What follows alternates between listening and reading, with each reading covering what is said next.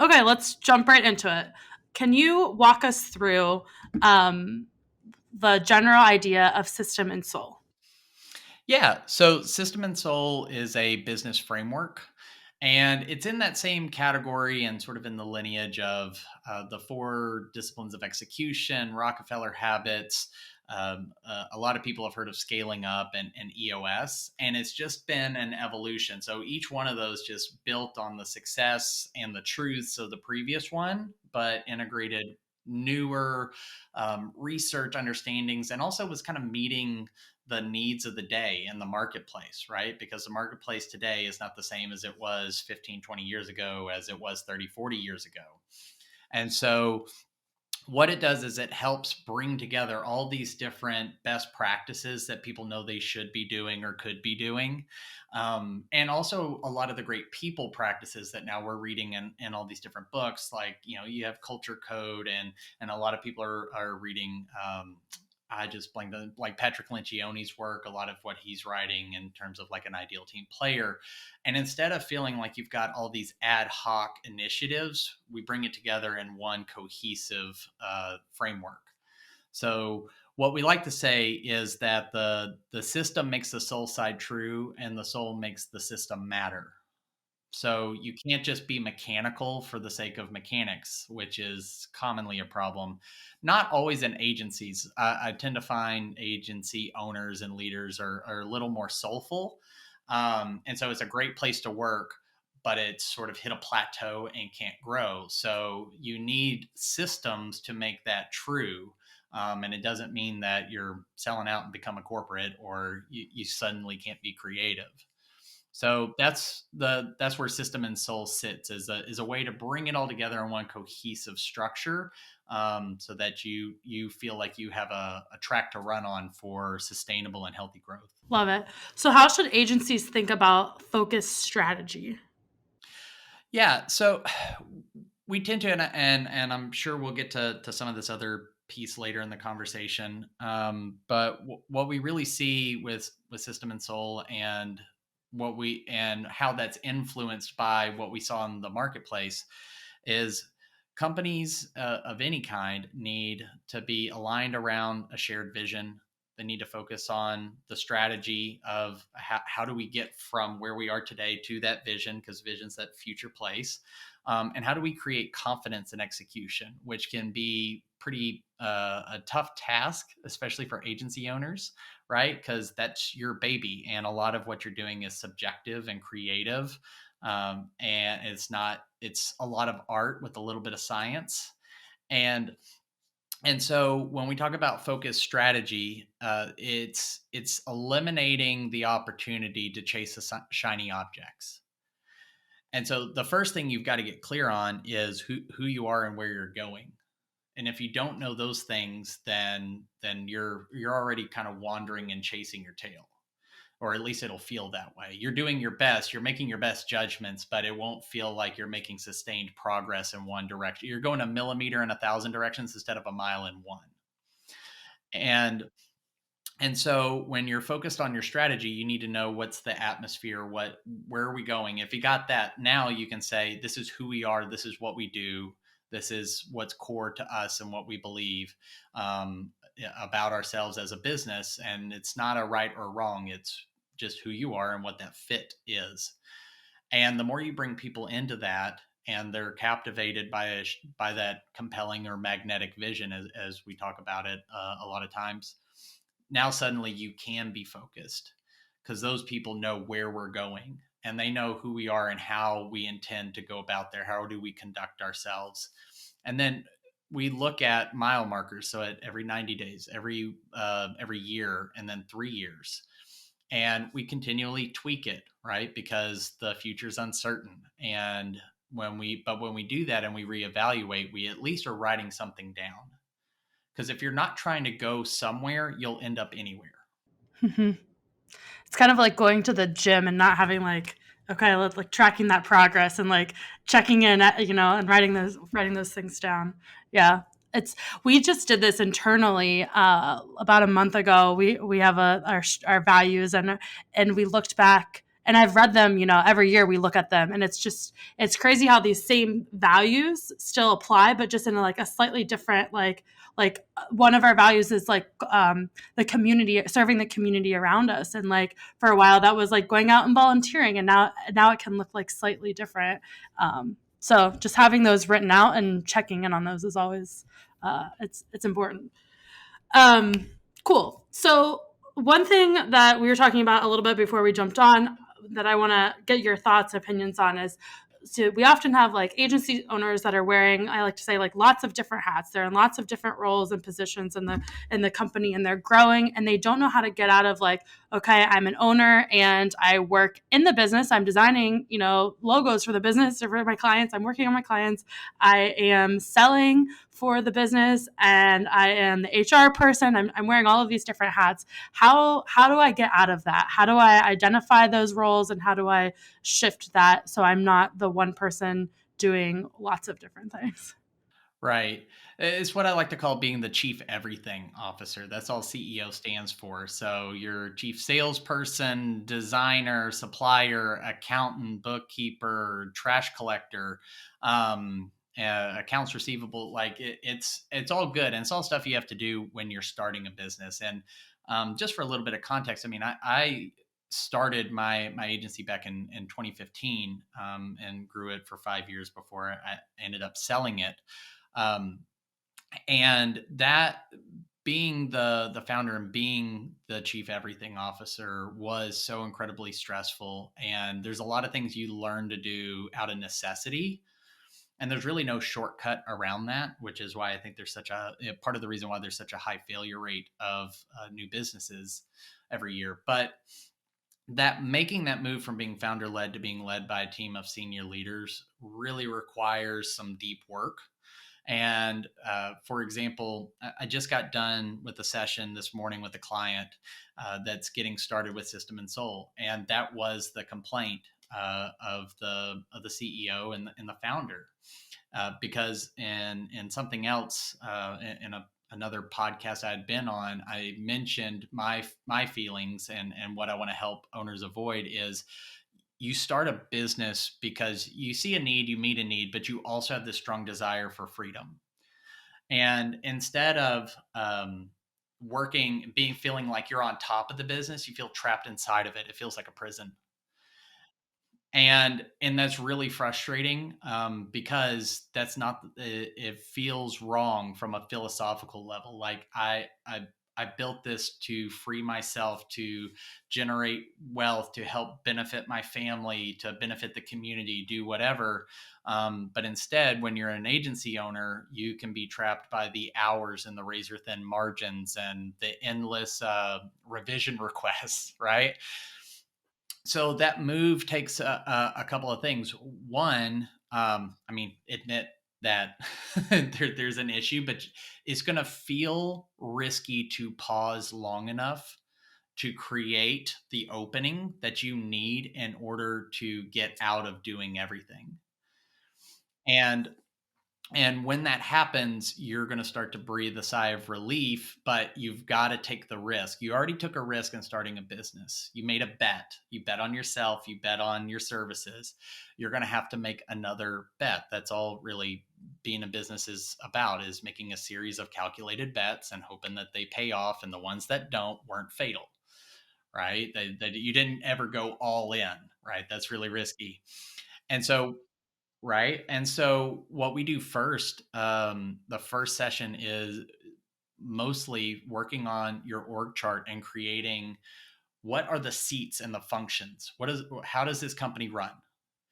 And let's write all that out, because for the most part, it's stuck in the founder's head and heart, and they have an understanding and they've blended it together and you can't tease it apart.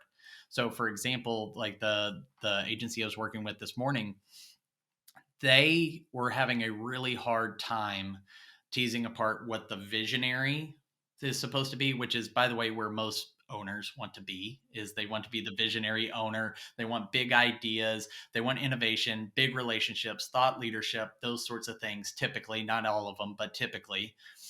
But there's this second in command, what we call an operator, that's very good at details, managing multiple people, leading multiple people, and really helping run the day to day of any business. And we spent a lot of time trying to tease those things apart because it was so integrated inside of that CEO and that founder. And to the point the team couldn't perceive the difference. And once we started to really name the different things, when we get to the end, we ask a question at the end of the session: what was the best idea of the day? And we reflect for a few minutes, write it down. And the CEO and two of the other leadership team members said, being able to see the difference between the visionary and that operator, and then a couple of the other seats that were all bundled into that owner, and seeing, oh, we see him as one person, but really he's sitting in four critical seats and we need to help him. And so, if you will, as an owner, pause long enough and get outside help, you need somebody from the outside, and whether it's me or somebody else, or a good friend, or another agency owner, if you're in a peer group or whatever it may be, get somebody who can come in and provide a little perspective, ask you some questions, and start to map out, where are you? Because if you don't know how many seats you're in, you can't develop the map to work yourself out of it. You don't know who to hire next. And you also don't know what kind of person you want to hire, because you probably really want them to do it like you would. Now, they're not. They're not going to be as good. They're not going to be as talented. They're not whatever it is. Not at first.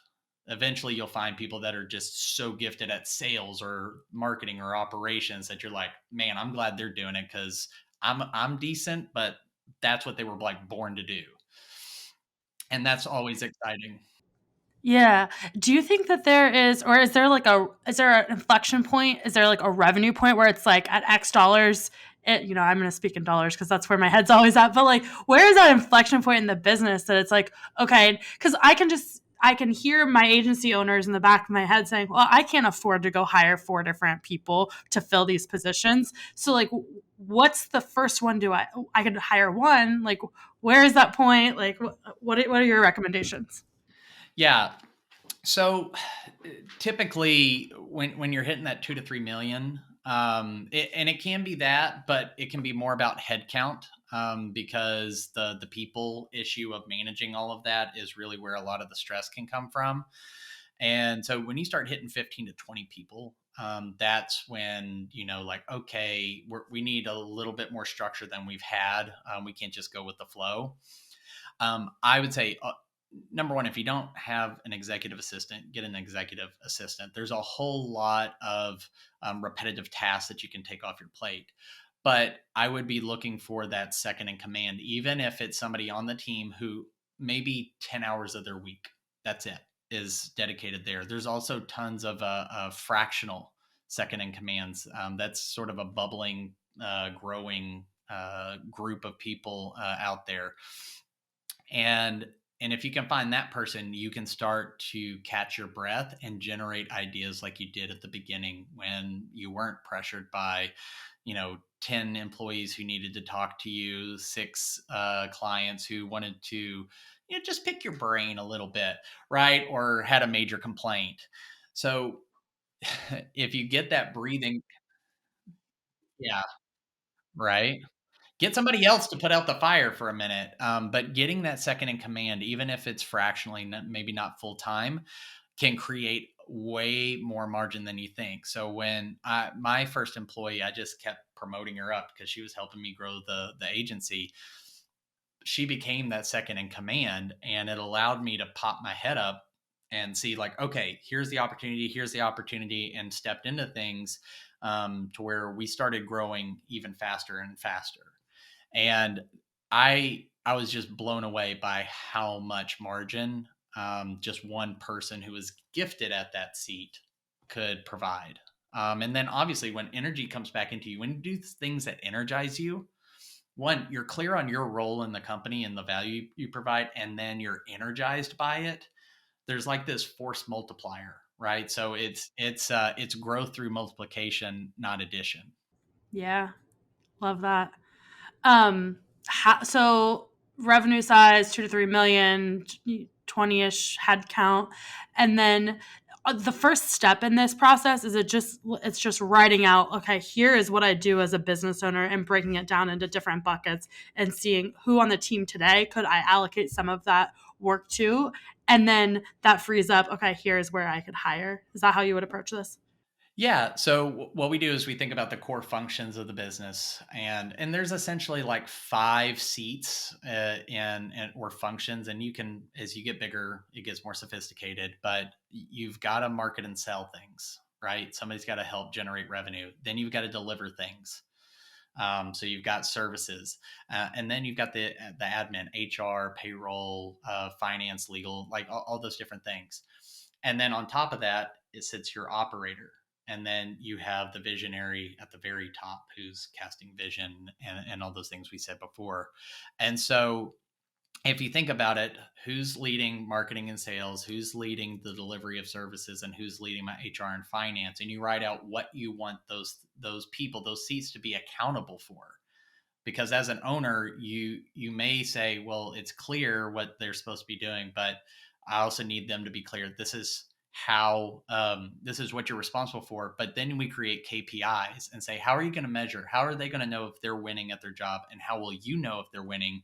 And that owner's anxiety will come down because they can check every week, like, are numbers in the right place? And over time, then if you get that number two is checking on all those things and letting you know, like, pay attention to this, ignore that. And you start to move a lot faster, but you've created that clarity so that their autonomy can exist in the business, but you still hold people accountable for the results. And there's some things internally we can do. There's things with my clients we can do. Love it. How do agencies, owner, and leaders create confidence in executing? So I think it tags into the KPIs, and a lot of people try to build dashboards and things like that, sort of randomly. But when you assign numbers to every function and seat, so not just at the senior level, but think about your account managers, your designers, developers, all those different things. If each of them has 3 to 5 numbers that tell you either weekly, monthly, or quarterly, are they doing the things that need to be done in order to ensure success? You're going to create confidence when you reflect every 90 days on what you're doing, instead of just keeping your head buried. Like, force yourself, even for half a day, leave the office, or if you're working from home, leave your house, go somewhere else. You can go to a coffee shop by yourself, or if you have somebody you think that really helps you process, might be that number two, in waiting. Um, just go process with them on a few things, like, what were our numbers this quarter? What did we set out to achieve? Did we achieve them? What would be the most important things for us to do in the next 90 days? If you build that muscle of reflecting, and by the way, we're big fans of the OKR, or Objective Key Results framework, for setting those every 90 days. But what's the name 2 or 3 missional type things? Like, we need to achieve this. Why is it important? Who's going to own it? Who's responsible? Other people can help, but who's going to own it? And then what's the check-in going to look like at 30 days and 60 days to have something tangible? Somebody's got to hold you accountable. Even if you as the owner are taking on everything, have one other person that you've committed to, hey, in 30 days, I'm going to show you this kind of progress. I guarantee you're going to see completion rates that are 80 to 90% plus. And do that. Imagine if you were to do 3 things to work and build your business every quarter. Then you'd have 12 improvements at the end of a year. And then you look back and you say, well, where do I want to go next year? Cool, set the goal. Break that into 4 component parts for every goal. And now suddenly you know what you're doing and you can weave it in. You can block time on your calendar and set boundaries. Yeah. I think we have a lot of clients that do EOS, and like one of the benefits I think from that is just they're just forcing them to write down what those goals are. And I think a lot of people just miss that mark. It's like we're so busy doing all of this other stuff. It's like, stop, write down what are we trying to accomplish. And I love that quarterly. And it's like, we'll just track progress. It sounds so simple to say, but it's so often missed. Yeah, for sure. Like writing it down, I mean, I'm sure there's like 11 billion. That's a made up number, but there's that many studies on just writing out your goals or dreams or whatever you want to do. Um, I can tell you that having done both rocks, so I've self implemented and run an agency on EOS and on System and Soul, but having done rocks without having the 30 and 60-day check-ins, without having the key results, like if these three things are true, let's call it done, and writing it missionally, what happens with most rocks, or if you just write it down in general, is you'll get 2/3 of the way in, you'll get 2 months into your quarter, and you'll have an oh blank moment because you haven't done anything, and now you're rushing to get it done, and you have a half-baked product instead of making small, consistent progress all along the way and having accountability and check ins every week and every month. When you do that, the end product's going to be so much better and you are going to be less stressed because doing stuff at the last minute is what's going to keep businesses unhealthy and agencies really small. If you want to grow, whatever size that may be, you may want to be 2 million, you may want to be 20 million. But I can tell you, whatever size you want to be, if you're stressed and doing stuff at the last second consistently, you're going to burn yourself out. It's going to hurt you. You're going to end up, really regretting what you're doing. And the thing that you love, that you are passionate about, is no longer going to hold value for you until you hit reset. So better to pace yourself than to burn out and be forced to take a rest. Yep. It's like you're just like preaching to me. Like, I love it. It's great advice. Okay, last question for you. How do we preserve the dignity and creativity of our team members and our culture while we're scaling an agency? That's a great question. I think the challenge, and I alluded to it, I think in answering your first question, but most agency owners are probably pretty good at what we would call the soul side and the culture side of the framework and of business. And what feels very risky is introducing systems that could rob them of that or somehow overly structuring it. They're afraid that they're going to overstructure. I'm here to tell you, you're probably a long ways off from ever overstructuring, but it can feel like more structure eliminates creativity. And creativity cannot exist without constraints. You have to have constraints and boundaries in order for creativity to exist. There has to be some sort of outside bounding pressure in order to create that. The other part is if you actually write out and design your culture, so have culture by design instead of by default, and intentionally cultivate it, then as you build, you just keep doing more of it. And as you attract, because by the way, your culture and your values, your organizational habits, your attributes, they should attract the right people and repel the wrong ones. I'm not saying bad, maybe they are a bad hire because they're costly, but I'm not saying bad people, but they're not the fit for you. They're the wrong kind of people for your company. You do that, it's self-reinforcing. And then it's not on you as the owner to carry the burden of culture and people development and care and compassion. The entire company carries it and does it. And that is where the freedom comes from. Then you just get to be the champion of culture inside of the company. And you get to check on people and take them to coffee and see how they're doing and find out new ideas that a frontline junior graphic designer said, "Hey, I think we could be doing this. I saw this thing. I watched a TikTok. I was on Dribble. I was doing this thing." And they share it and you get to cultivate that. But you can't do that if you haven't designed the culture you want and then use systems to help that build and just make more of what's great, not eliminate what makes you special. Cool. Is there any other nuggets, any other piece of information that you want to leave with us? Tell people where to find you, all of that good stuff. Uh, seriously and jokingly, I would say my advice is charge more than you're charging now. Um, whatever you think it is, just add 5%. But I just say take the risk. I'll just go back to the thing I said is take the break, take the risk to implement something. Whether it's System and Soul, whether it's EOS or something else, implement something that can help funnel what's inside of you on the outside so other people can help carry it. Because the people you have, the great people that you have, they want to help you. They want to be on the mission with you. But in order for you to grow beyond where you are, you're going to have to learn to trust them with that fire that you have on the inside. And I know that can be scary, but if you don't do it, you'll never become what you envision.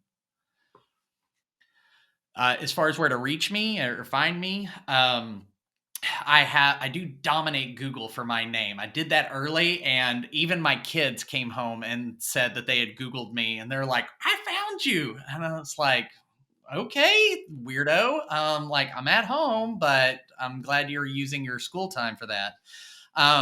So it's kennylange.com, KENNYLANGE.com. So you can see, sort of the coaching I do, and in particular with anything System and Soul. I've got a free roadmap. So in System and Soul, we create a one-page business plan that talks about vision, strategy, culture, and those bets. And I've got a free walkthrough video that'll take you through it, help you answer some questions. So if you are going to do a quarterly offsite by yourself in a coffee shop or something, like plug the earbuds in. I've got a couple of other tools, a diagnostic to check how healthy your company is. So if anybody wants to give themselves a checkup, it's kennylange.com/health score. And then you can also find me on LinkedIn. I did get on LinkedIn early enough to get I don't know why they do the /IN/.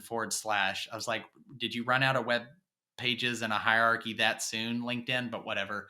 But I'm /Kenny Lange, and either and that name, you can pretty much find me on Facebook, Twitter. Not posting a lot there, but LinkedIn and my website are fantastic. And I'd love to chat with anybody who would love a free consultation to go over that. Be happy to offer that to your listeners. Awesome. That would be great. Well, thank you so much. I appreciate the time, and it was a great conversation. For those of you listening, if reach out to Kenny if you need his contact information. We have it as well. We'll get you connected. Awesome. Thank you so much for having me. Hey there, podcast listener. I am excited that you have tuned in, and I hope that you enjoyed this conversation. I've made a special offer with the landing page available to you that is going to be linked up. And if you go there, you're going to have links to some additional resources, but most importantly, a free 1-hour consultation to review your business, your roadmap, where you're going, how are you strategizing and looking through things. Normally, I charge $500 for this, but because you are a loyal Upsourced podcast listener, I'm making this available for free. So if you go to the link, you're going to see a calendar, and you'll be able to find a time that works for you. If you can't find a time on that calendar, please feel free to email me directly at kenny@kennylange.com. And don't forget to rate and review this podcast. I hope you liked it.